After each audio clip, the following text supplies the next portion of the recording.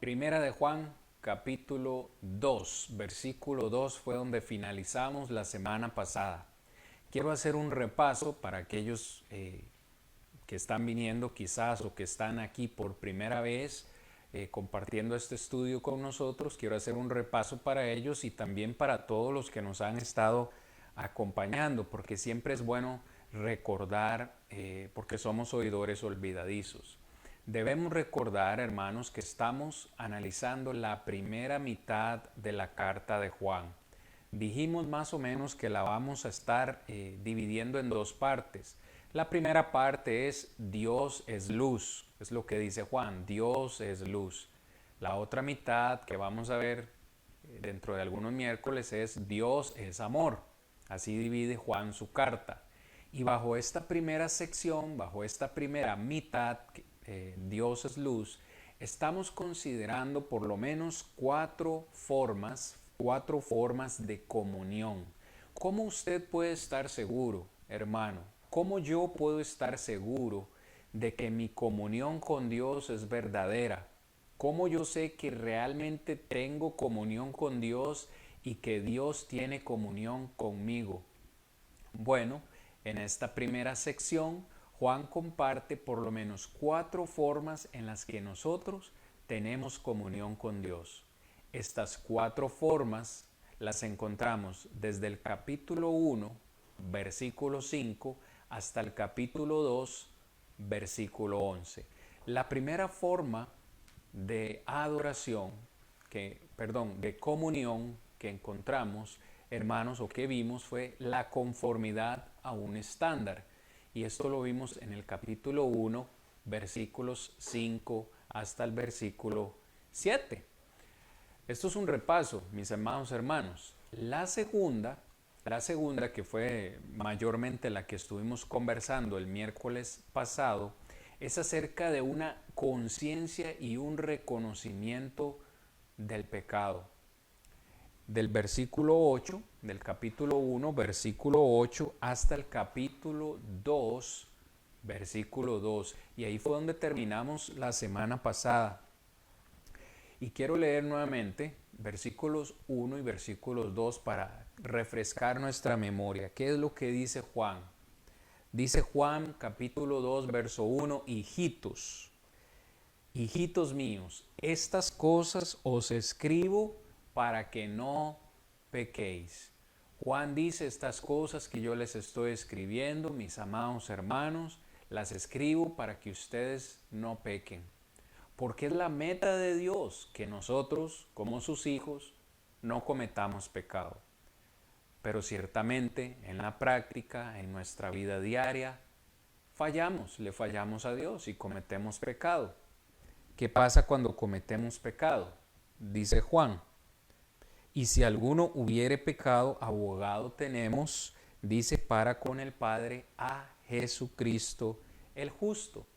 Y hablamos acerca de cómo Jesucristo no solo dio su vida por nosotros en la cruz, sino que ahora se ha convertido en nuestro abogado.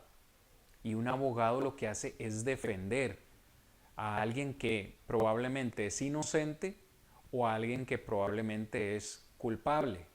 En el caso de nosotros siempre vamos a ser culpables, porque siempre le fallamos al Señor de alguna manera, de una u otra forma. Sin embargo, Jesucristo, a pesar de que somos culpables, Él nos defiende todos los días delante del Padre. Es lo que dice el versículo 1. Ahora, Juan dice en el versículo 2 que Cristo es la propiciación. Y vimos esa palabra propiciación. ¿Qué es lo que significa esa palabra propiciación? Es una palabra que significa aplacar o quitar. Cristo es la propiciación por nuestros pecados. Y no solamente por los nuestros, dice Juan, sino por los de todo el mundo. Entonces, como Dios necesita castigar el pecado, Él necesitaba castigarnos por nuestra desobediencia, Cristo ocupó nuestro lugar y Cristo aplacó la ira de Dios. Una vez que Dios castigó a Jesucristo por los pecados nuestros, ahora nosotros estamos libres libres de pecado, libres de la condenación por lo que Cristo Jesús ha hecho. Entonces, usted y yo y cualquier ser humano necesita reconocer que cometemos pecado. ¿Qué era lo que decían los gnósticos? Que ellos no tenían pecado y que si alguno cometía pecado, eso no dañaba la comunión con Dios. Pero Juan les escribe y les dice, ustedes están equivocados. En el versículo 9, versículo 8 del capítulo 1. Si decimos que no tenemos pecado, nos engañamos a nosotros mismos y la verdad no está en nosotros. Entonces, esta es la segunda forma de comunión. Vamos a pasar a la clase entonces de hoy, hermanos, hablando acerca de la tercera forma de comunión. ¿Cómo usted y cómo yo puedo estar seguro de que tengo una completa comunión con Dios? Bueno, cuando yo obedezco a Dios completamente. O sea, cuando yo practico en mi vida una obediencia completa. Leamos capítulo 2, primera de Juan, capítulo 2, versículos 3 al versículo 6. Dice Juan así, y en esto sabemos que nosotros le conocemos si guardamos sus mandamientos. Versículo 4. El versículo 4 dice, el que dice, yo le conozco y no guarda sus mandamientos, el tal es mentiroso y la verdad no está en él. Subraye, yo no sé cuántas veces Juan ha dicho y va a decir esta frase, la verdad no está en él. Verso 5, pero el que guarda su palabra, vea el contraste, pero el que guarda su palabra, en este verdaderamente el amor de Dios se ha perfeccionado. Dice, por esto sabemos que estamos en Él. Verso 6. El que dice que permanece en Él debe andar como Él anduvo. Un resumen le tengo en la presentación. Hay unas cuantas cosas más que quiero agregar, pero en esta presentación, hablando acerca de la obediencia completa, prácticamente lo que Juan está diciendo en estos 4 versículos, mis amados hermanos, que hemos leído, mis amigos, es que nosotros, los hijos de Dios, los cristianos, debemos guardar los mandamientos del Padre Celestial, así como Cristo los guardó. Y aquí la palabra guardar significa obedecer. Nosotros necesitamos obedecer los mandamientos de Dios igual como Cristo los obedeció. Piense por un momento, ¿cuál de los mandamientos de Dios desobedeció Cristo Jesús? Ninguno. Cristo Jesús obedeció completamente todos los mandamientos del Padre. En varias ocasiones Él dijo, no he venido a hacer mi voluntad, sino la voluntad del que me envió, la voluntad del Padre. O sea que usted y yo, hermanos, amigos, tenemos una obligación. Yo creo que a muchos de nosotros no nos gusta esta palabra, ¿cierto? No nos gusta quizás esta palabra, pero es una obligación moral para nosotros obedecer a Dios. Aquellos que siguen a Cristo tenemos la obligación de obedecerlo. ¿Usted recuerda lo que Jesús dijo en Lucas 6:46? ¿Por qué me llamáis Señor y no hacéis lo que yo digo? Es ilógico. Es ilógico que nosotros llamemos a Jesús o que llamemos a Dios nuestro Señor y no le obedecemos. Probablemente cuando yo o leamos las palabras de Juan y leamos la palabra guardar o obedecer los mandamientos del Señor, primeramente lo que se nos viene a la mente, lo que nos viene a la mente es, bueno, congregarnos. Eso es obedecer los mandamientos del Señor. Hay que congregarnos el primer día de la semana. hay que tomar la cena del Señor, hay que ofrendar, hay que cantar, hay que orar. Y por eso cuando uno deja de congregarse le falla al Señor, porque no obedece estos mandamientos. Pero la pregunta es, mis hermanos, mis amigos, ¿es solo eso? ¿Solo eso es obediencia al Señor? Hay una serie de mandamientos en el Nuevo Testamento que nosotros necesitamos practicar, comenzar a practicar. Usted lee las cartas de Pablo a los Efesios, en el capítulo 4 principalmente, capítulo 5 de Gálatas, capítulo 3 de Colosenses, y usted ve aspectos de la vida diaria del cristiano, acerca de las relaciones unos con otros, acerca de la comunión. Pablo expresa conceptos acerca de la vida diaria, como por ejemplo no mentir, no odiar, trabajar, no decir malas palabras. Pablo dice, ninguna palabra corrompida salga de vuestra boca. Habla acerca del perdón y específicamente en Colosenses 3:12 dice que así como Cristo nos perdonó, nosotros debemos perdonarnos los unos a los otros. ¿Me comprende, hermano? Hay una serie, hay un sinnúmero de mandamientos que nosotros necesitamos obedecer. Pero sería un peligro, o es muy peligroso para nosotros escoger solo ciertos mandamientos que parecen ser fáciles de obedecer. Y esos son los que obedecemos, los mandamientos fáciles, como congregarnos, como ofrendar, como evangelizar. Este es el mandamiento más grande, ir y predicar el evangelio a toda criatura. Pero ¿será que todos estamos obedeciendo este mandamiento? ¿De verdad estamos predicando la palabra del Señor?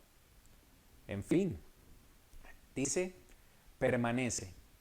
En estos 4 versículos hemos visto la palabra permanece. 2 maneras de permanecer en Él. 2 maneras de permanecer en Él, guardar los mandamientos y caminar como Él caminó. Ahorita vamos a profundizar más en ese concepto, que era lo que los gnósticos del tiempo de Juan decían. Ellos decían que ellos conocían a Dios, aseguraban tener comunión con Dios, pero no cumplían sus mandamientos. ¿Le parece a usted similar este concepto o este pensamiento de ellos a lo que mucha gente practica hoy en día? ¿Ha escuchado usted a alguien decir que cree en Dios, que ama a Dios, pero que no es necesario para ellos congregarse? Que mejor se quedan en su casa, que ellos no le hacen mal a nadie. ¿Es realmente eso lo que Dios quiere? ¿Cómo puedo yo tener una comunión verdadera con Dios? Es lo que Juan dice. ¿Cómo puedo tener yo una comunión verdadera con Dios si no le obedezco? Si no obedezco sus mandamientos en algo tan básico como es congregarse.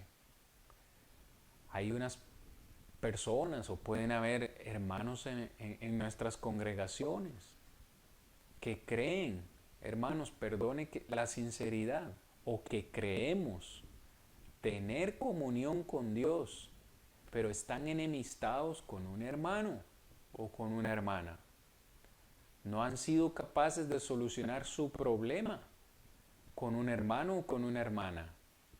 Y es por eso que en la segunda sección, cuando Juan habla acerca de que Dios es amor, Juan dice que nosotros debemos amarnos los unos a los otros.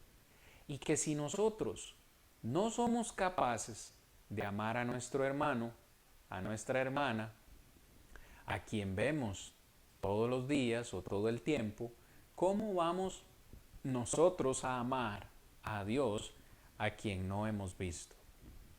Entonces, tenemos que sentarnos seriamente, amados hermanos, cada uno de nosotros, y meditar cuáles mandamientos del Señor estoy dejando de cumplir, cuáles mandamientos del Señor estoy guardando porque yo No dudo de que usted, hermano, como un cristiano fiel, al igual que yo, estoy cada día tratando de obedecer lo mejor que pueda al Padre Celestial.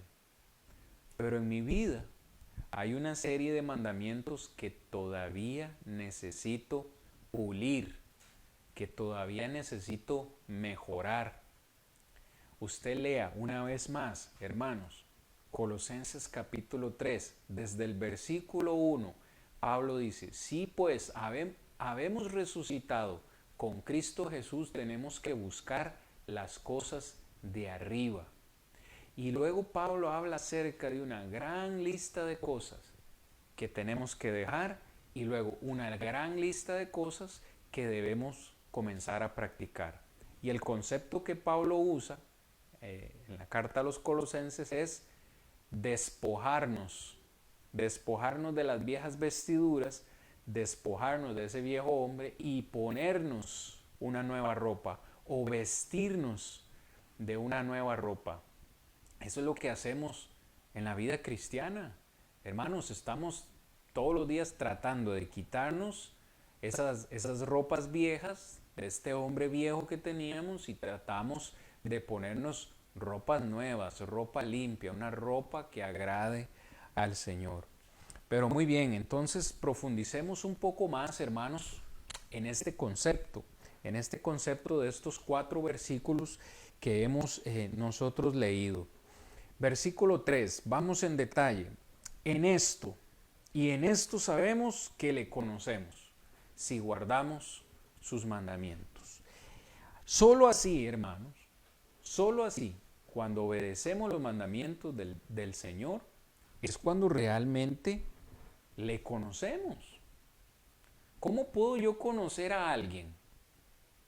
Vamos a ponerlo de esta forma.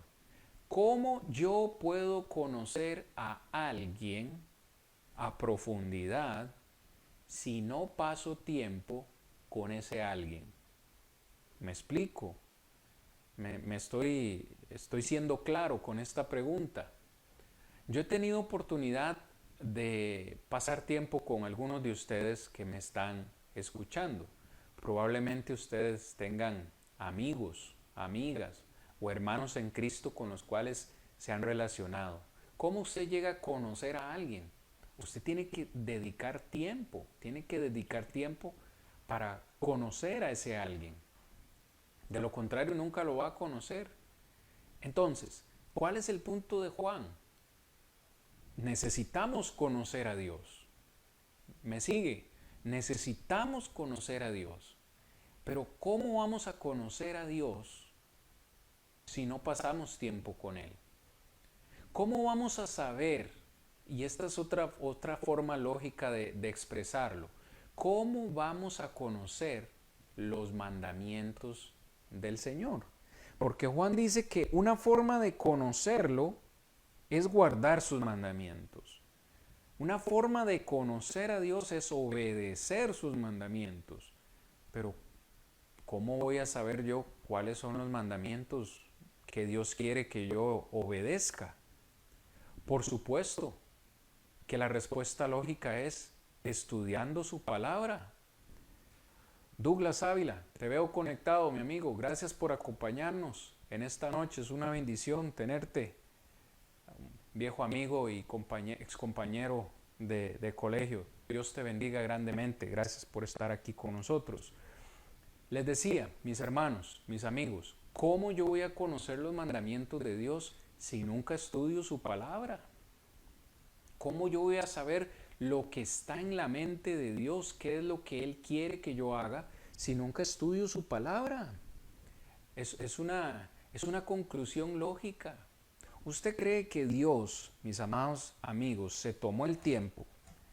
Porque esta Biblia, hermanos, este libro, esta biblioteca, que es un compendio de 66 libros, no se escribió de la noche a la mañana.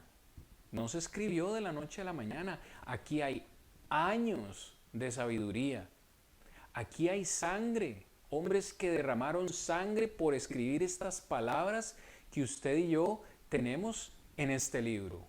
Para usted y para mí, Es tan fácil agarrar este libro o tomarlo y leerlo y a veces no prestarle atención realmente a profundizar. Lo que nosotros tenemos aquí en nuestras manos el día de hoy es la mente de Dios. Es su voluntad revelada para los hombres. Si un ser humano quiere saber qué es lo que está en la mente de Dios, abra este libro. Por eso es que mucho se ha dicho, y suena un poco trillado, pero es la verdad.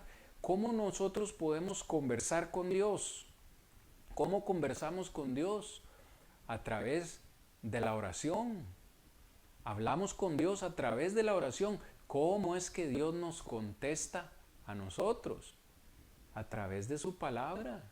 Yo lo he dicho en varias clases, hermanos, y se lo he comentado a mi esposa.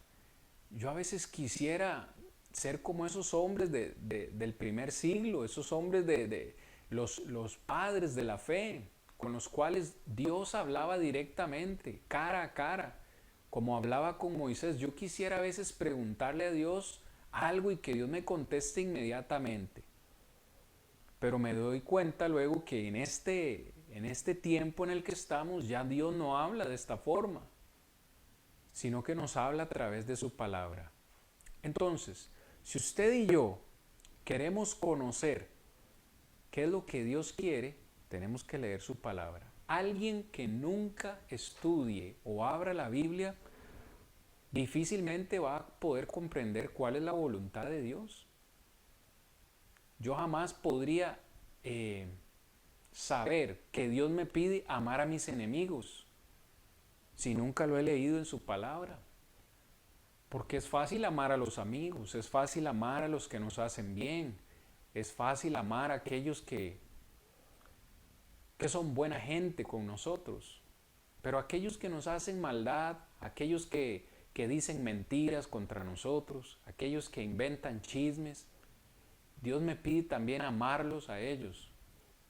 Y parece que Dios pide cosas que no son difíciles, no son fáciles. Romanos capítulo 12, verso 18, en cuanto dependa de vosotros, estad en paz con todos los hombres, dice el Señor en Romanos 12, 18.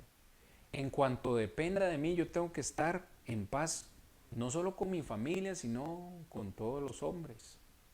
Ya si usted hizo su esfuerzo y la otra persona no quiere estar en paz con usted, pues, como dicen, ya son otros 100 pesos, pero usted ya hizo lo posible.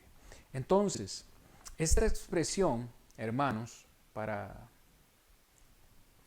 continuar con el estudio de esta noche, en esto sabemos que nosotros le conocemos. Esta expresión, le conocemos, en el griego, en el idioma original, le conocemos, es algo que sucedió en el pasado, pero es algo que continúa en el presente.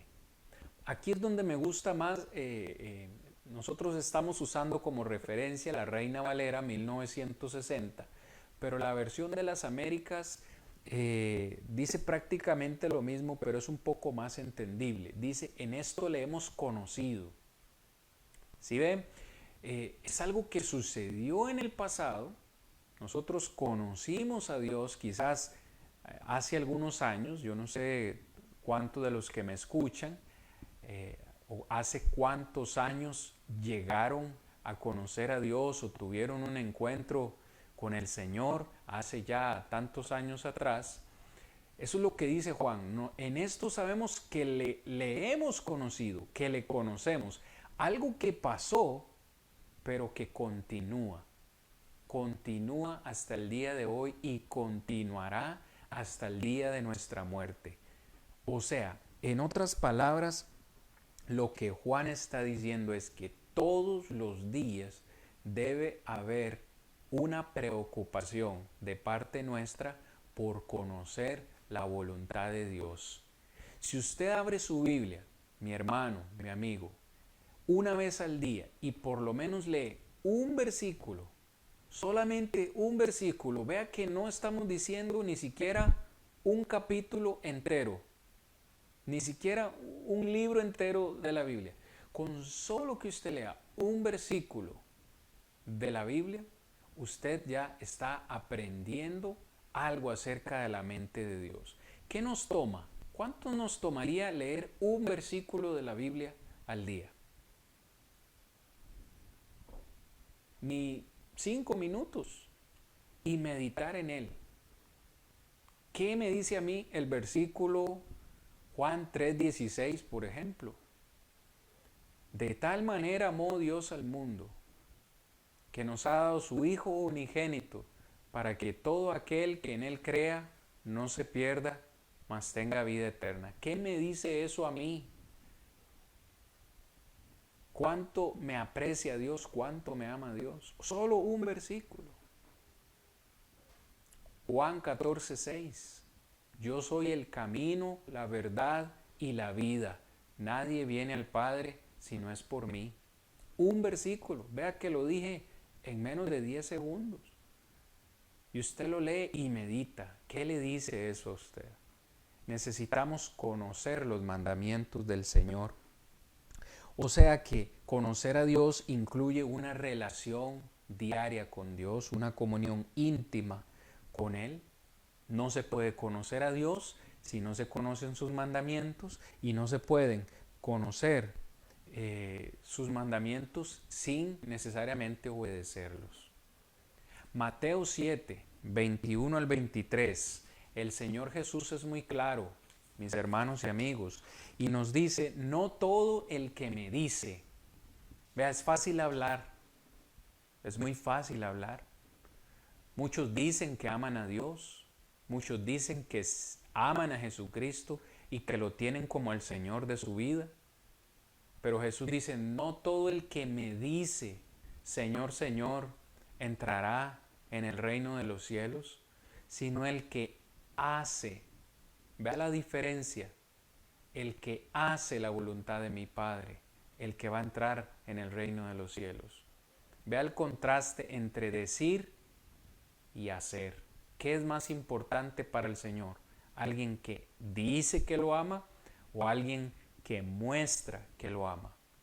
Es obvio que nuestro Señor prefiere 1000 veces que nosotros lo demostremos con hechos y no tan solamente de palabras. Aún si somos cristianos, esto es importante, aún si somos cristianos, podemos perder la comunión con Dios. ¿Cuándo? ¿Cuándo, hermano Cristian? Yo pensé que si yo soy cristiano y estoy en la iglesia verdadera, ya yo tengo comunión con Dios. Cuidado, mis hermanos, cuidado con pensar así, porque no es lo que Juan nos está diciendo. Tenemos que tener comunión diaria con Dios. Eso incluye estudiar y comprender sus mandamientos, conocerlos para poder obedecerlos. Según lo que Mateo 7:21 dice, hay religiosos que son mentirosos. Dicen amar a Dios, dicen conocer a Dios, pero Juan dice que son mentirosos. ¿Dónde? En el versículo 4. Primera de Juan 2:4. El que dice, una vez más, que habla de palabras, muy fácil. El que dice, yo le conozco, y no guarda sus mandamientos, el tal es mentiroso y la verdad no está en él. ¿Cómo podría yo explicar este versículo de una manera más fácil? Si Juan habla, hermanos, tan claro. Si usted dice que conoce a Dios, pero usted no obedece los mandamientos del Señor, usted es mentiroso. Y sabemos que los mentirosos no van a heredar el reino de los cielos. Apocalipsis capítulo 21, versículo 8. Los mentirosos no podrán entrar al cielo. Vea, estamos mencionando algo que es tan sencillo, hermanos, y tan... A ver, que mucha gente no le pone énfasis. a la mentira. Mentir no es malo. Todo mundo miente. Y hay mentiras de todos colores, desde blancas hasta negras, pasando por toda la paleta de colores. Y todo mundo miente, todo mundo ha mentido. De hecho, el pecado entró al mundo. Vea si la mentira es grave, que el pecado entró al mundo por una mentira. Una mentira que Satanás le dijo a Eva. Una mentira. Una mentira nos puede llevar al infierno. Y alguien podría decir, no, se van a ir al infierno solo los violadores, los asesinos, los pedófilos. No, pero como yo no soy asesino, yo no soy pedófilo, yo no soy adúltero, yo no soy fornicario, yo no soy nada de eso, entonces tengo el cielo ganado.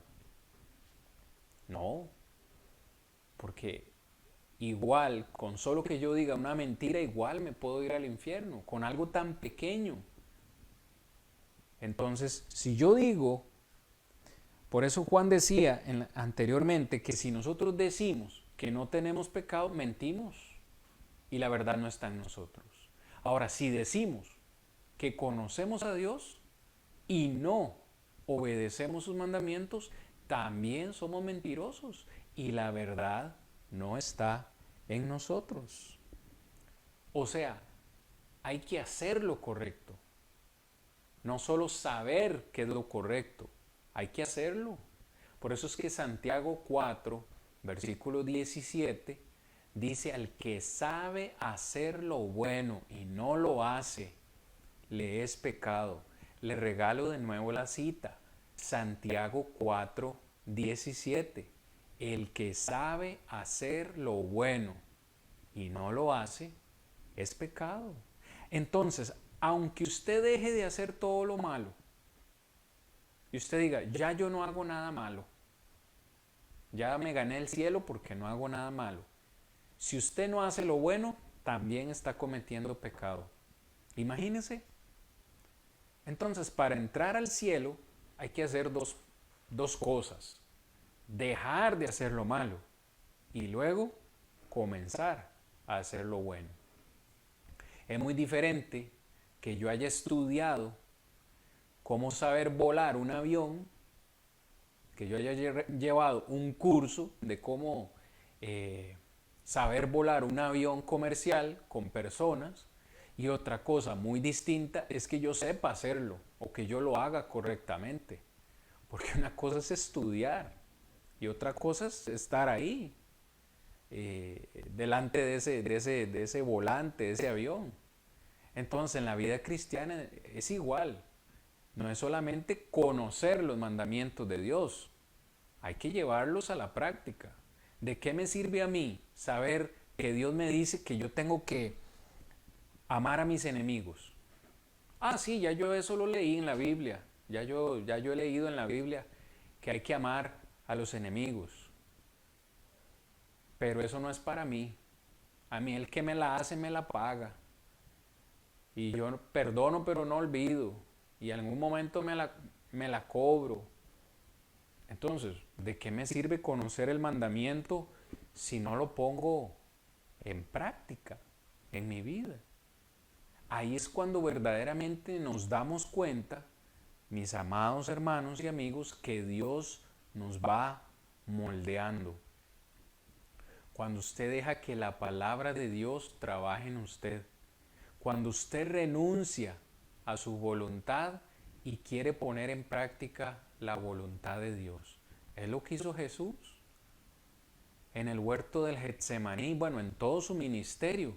Pero ya en el huerto de Getsemaní, la noche que él sabía iba a ser entregado, con angustia, con dolor, le pedía a Dios en el huerto del Getsemaní: Señor, si puedes, pasa de mí esta copa. En otras palabras, Señor, si hay otro plan, si hay un plan B, Padre, si es posible que yo no vaya a la cruz, por favor ayúdame a que hagamos esto de otra forma. Pero al final dice Jesús: no se haga mi voluntad sino la tuya. ¿Cuál respuesta recibió el Señor Jesús a esa oración? Nada, no recibió ninguna respuesta, no había plan B.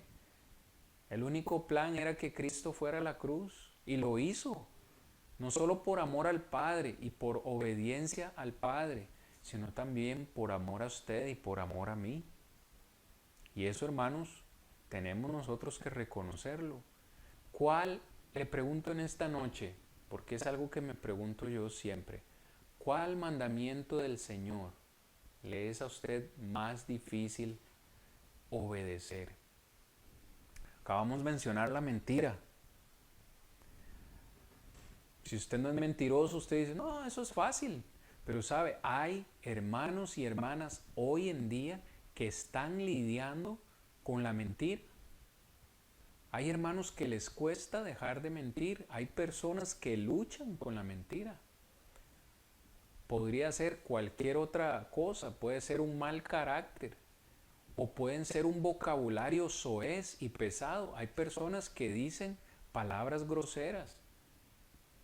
Malas palabras, y siempre andan con las malas palabras en su boca. Cuando Pablo dice, ninguna palabra corrompida salga de vuestra boca, sino la necesaria para edificación de los oyentes. Entonces alguien puede estar lidiando con el vocabulario, o con la mentira, o con los pensamientos, con un mal deseo en su corazón. ¿Me explico, mi hermano? No estamos poniendo aquí pecados graves, estamos hablando de cosas de la vida diaria que tenemos que corregir. Ahora, note el contraste. Dice Juan en el versículo 5, pero, el que guarda su palabra, el que obedece la palabra de Dios, solo en verdaderamente el amor de Dios se ha perfeccionado. Por esto sabemos que estamos en Él. El que dice que permanece en Él debe andar como Él anduvo. Antes de continuar, hermanos, especialmente porque se me va agotando el tiempo y también especialmente para aquellos que nos han acompañado. En estos 14 versículos que hemos estudiado, entre el capítulo 1 y el capítulo 2, hemos visto o estudiado 14 versículos. En estos 14 versículos, y lo voy a decir despacio, encontramos 4 mentiras, hablando acerca de la mentira. Y lo voy a decir despacio por si usted quiere tomar nota en su cuaderno, en su casa o ponerlo en su Biblia. En 4 ocasiones, en 14 versículos, Juan menciona acerca de 4 mentiras. ¿Listos? Cuaderno en mano y bolígrafo en mano. La primera, en el capítulo 1, versículo 6. Lea conmigo. Capítulo 1, versículo 6. Si decimos que tenemos comunión con Él y andamos en tinieblas, mentimos y no practicamos la verdad. Decir que tenemos comunión con Dios si andamos en tinieblas es mentira. Ahí está la primera. Segunda, versículo 8. Primera de Juan 1:8 dice, si decimos que no tenemos pecado, nos engañamos a nosotros mismos y la verdad no está en nosotros. Decir que no tenemos pecado nos hace entonces mentirosos, porque todos pecamos. Tercera, versículo 10, primera de Juan 1:10. Si decimos que no hemos pecado, le hacemos a Él mentiroso y su palabra no está en nosotros. O sea, decir que no hemos pecado significa también que somos mentirosos. La verdad no está en nosotros. Y peor aún, hacemos de Dios un mentiroso. Y la cuarta ocasión es acá en el capítulo 2, versículo 4. El que dice yo le conozco y no guarda sus mandamientos, el tal es mentiroso y la verdad no está en él.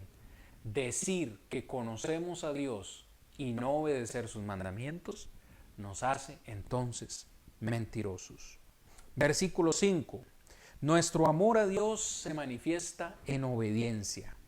Es la forma más fácil que tengo de decirlo. Nuestro amor a Dios se manifiesta en obediencia. Yo no sé cuántos de los que me siguen en esta transmisión, porque veo a muchos conectados y les agradezco en Cristo Jesús, ¿cuántos de ustedes tienen hijos? Yo soy padre, tengo 2 hijas. Quizás usted es padre, es madre. ¿Cómo le gusta a usted que su hijo responda cuando usted a su hijo o a su hija le da una instrucción, le da un mandamiento o le pone una regla? Limpie su cuarto, ayúdeme a lavar los platos, por favor tienda o arregle su cama, haga esto o haga aquello. Cualquier dirección, cualquier mandato que usted le dé a su hijo. ¿Cómo le quisiera usted que su hijo responda? Mañana lo voy a hacer. O no lo voy a hacer. ¿Le gustaría a usted que a su hijo le responda así? A mí no. Yo quisiera que mis hijas sean obedientes y que respondan de una manera positiva y obediente, en este caso, a mis mandamientos o a mis direcciones. Pongámonos en ese mismo lugar, pero ahora a la inversa. Dios es nuestro Padre, nos ha dado mandamientos, nosotros somos sus hijos. Cuando Él nos pide hacer algo, ¿qué es lo que Dios espera de nosotros? ¿Obediencia o desobediencia? La respuesta es obvia. Es obediencia. Dios quiere obediencia. De hecho, la obediencia, una vez más, es la única forma en la que nosotros realmente mostramos que amamos a Dios. Yo pienso que cuando usted ve a su hijo obedecerle, usted siente que su hijo lo ama, que su hijo lo respeta. ¿Por qué? Por la obediencia que usted ve en el mandato que usted le ha dado. De igual forma, así se siente Dios. Dice que el versículo 5, en este verdaderamente el amor de Dios se ha perfeccionado. O sea, una meta que se logró y que permanece.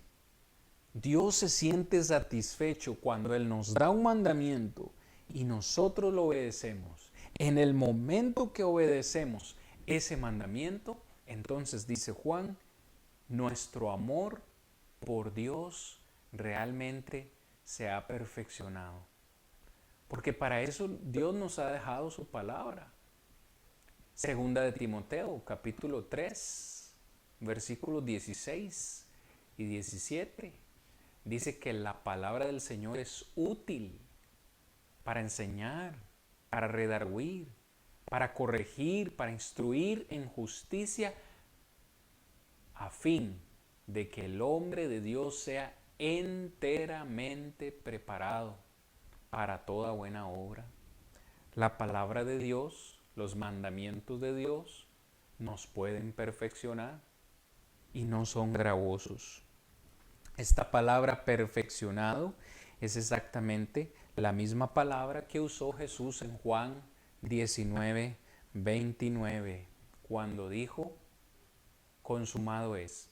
Antes de morir en la cruz, Jesús dijo, consumado es. O sea, en otras palabras, Jesús dijo, todos los mandamientos que el Padre me dio, los he cumplido, los he terminado. Si Dios nos llamara a su presencia, si nosotros muriéramos en esta noche, podríamos decir con toda confianza que hemos cumplido todos los mandamientos que el Señor nos ha dado. Yo no sé usted, yo no podría decir eso, no me atrevería a decir eso porque aún estoy en muchas áreas de mi vida trabajando por cambiar y corregir, y quizás sea el caso también suyo. Debemos obedecer a Dios, no por temor, sino por amor. ¿Me sigue? Porque también probablemente sea su caso. Hay muchos hijos o hijas que obedecen a sus padres por temor de que me van a castigar o por temor de que me van a pegar, me van a dar de fajazos, y cuando mi papá me pega o cuando mi mamá me pega, me hace llorar, como nos castigaban antes. Ya eso tal vez no exista hoy en día, como nos castigaban antes, con lo que hubiera, con mangueras, con la chancla, con lo que se encontrara mamá por ahí o se encontrara papá. Y entonces obedecíamos por temor. Pero Dios no quiere que le obedezcamos por temor, por miedo, sino por amor. Y hay hijos que obedecen a sus padres por amor, porque los honran, los respetan. Y ese es el tipo de obediencia que Dios quiere, hermanos y amigos, de nosotros. La comunión con Dios depende de seguir sus pisadas. Y con esto vamos a terminar la lección de esta noche. ¿A qué me refiero con seguir sus pisadas? Vea lo que Juan dice en el versículo 6. El que dice que permanece en él debe andar como él anduvo, refiriéndose a Cristo Jesús, nuestro Salvador. El que dice que está en él debe andar como él anduvo. Una expresión que literalmente significa vivir o actuar. Los que decimos estar en Cristo Jesús tenemos que vivir como Él vivió. Tenemos que actuar como Él actuó. Tenemos que pensar como Él pensó. Tenemos que hablar como Él habló. O sea, la meta que nosotros tenemos como cristianos es ser como Cristo. De hecho, por eso nos hacemos llamar cristianos. Un cristiano es un seguidor de Cristo, alguien que sigue sus pisadas, alguien que sigue su ejemplo. Por eso es que el estudio acerca de la vida de Jesús es tan impactante en nuestras vidas. ¿Cómo vivió el Salvador? Como Cristo haya vivido, se supone que así es como yo debo vivir. Como Cristo haya hablado, así es como se supone que yo debo hablar. Como Cristo haya pensado, como Cristo haya tratado a sus semejantes, así es como yo lo debo hacer. Porque soy un cristiano. Cristo es mi ejemplo a seguir. Debo seguir sus pisadas. Es una obligación moral que también, hermanos, se convierte en una obligación espiritual. No puedo yo decir que permanezco en Él si no sigo sus pisadas. De otra forma me convertiría en mentiroso para seguir el concepto que Juan nos está expresando desde el capítulo 1 y todavía acá en el capítulo 2. Debo vivir una vida digna del Señor, como su discípulo, como un discípulo verdadero del Señor. Es obvio que nadie, hay que ser realistas también, es obvio que nadie logrará andar o vivir como Cristo anduvo, de una manera perfecta. Pero eso no significa que no debemos fijarnos esa meta en nuestro corazón. Cada día que nos levantamos debemos decir, yo quiero ser como Cristo. Por eso me encanta ese corito. No sé si ustedes lo han entonado en sus congregaciones. Yo quiero ser cual mi Jesús, sirviéndole con lealtad. Sincero y fiel, yo quiero ser, cumpliendo su voluntad. Más y más cual mi Jesús en mi vida, yo quiero ser. Más y más cual mi Jesús, yo seré por su gran poder. No estamos solos. Tenemos ese abogado a la par del Padre, cada día abogando por nosotros. Y cada día que vivimos, cada día que abrimos nuestros ojos, es una nueva oportunidad para luchar, para parecernos más a nuestro Salvador. ¿Qué haya hecho Jesús en su vida? Es lo que yo debo hacer también. Para los gnósticos, el conocimiento era lo más importante. A ellos les encantaba aprender cosas nuevas. Si usted tiene algo nuevo que decirme, usted es importante para mí. El conocimiento, aprender, aprender, aprender. Estos eran los gnósticos del tiempo en el cual Juan escribió. Pero para el cristiano, para el seguidor de Jesús, no solamente es importante el conocimiento, también es importante la práctica. Una vez más, de nada, y perdonen que lo diga así, de nada me sirve a mí que Juan me diga a mí, en 1 Juan 3, verso 16, en esto hemos conocido el amor, en que Él nos amó a nosotros, o en que dio su vida por nosotros, así también nosotros debemos dar la vida por nuestros hermanos. ¿De qué me sirve a mí conocer este versículo? Que casi lo estoy diciendo de memoria. Casi. Así también nosotros tenemos que dar la vida por nuestros hermanos. Lo estoy diciendo de memoria. Y puedo luchar por decirlo de memoria o aprendérmelo de memoria. Pero al cielo no vamos a ir por aprendernos la Biblia de memoria. O por memorizar versículos. Es importante saberlos, pero también practicarlos. ¿De qué me sirve a mí conocer este texto si no lo practico? Si no estoy dando la vida por mis hermanos. Si no me estoy preocupando por amarlos de verdad. Es el punto de Juan. Entonces, conocimiento tiene que ir de la mano con la práctica. Porque eso es realmente la fe verdadera. La que acepta lo que Dios dice, cree lo que Dios dice y también hace lo que Dios dice. Mis amados hermanos, mis amigos, se me ha agotado el tiempo.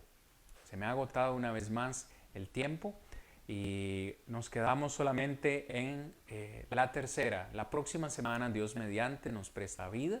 Vamos a poder considerar la cuarta forma de comunión con Dios. ¿Cómo yo puedo estar seguro que tengo comunión verdadera con el Padre Celestial? La próxima semana, si Dios lo permite, y cada uno de ustedes pueden acompañarnos, vamos a estar meditando en este particular. Una gran carta, la carta del apóstol Juan. Realmente disfruto de enseñarla, disfruto de estudiarla y quiero disfrutar también de ponerla en práctica en mi vida. Espero que así también usted. Yo quiero agradecer a todos los que nos han acompañado en esta noche. De todo corazón, ha sido un gusto poder predicarles y hablarles de la palabra del Señor.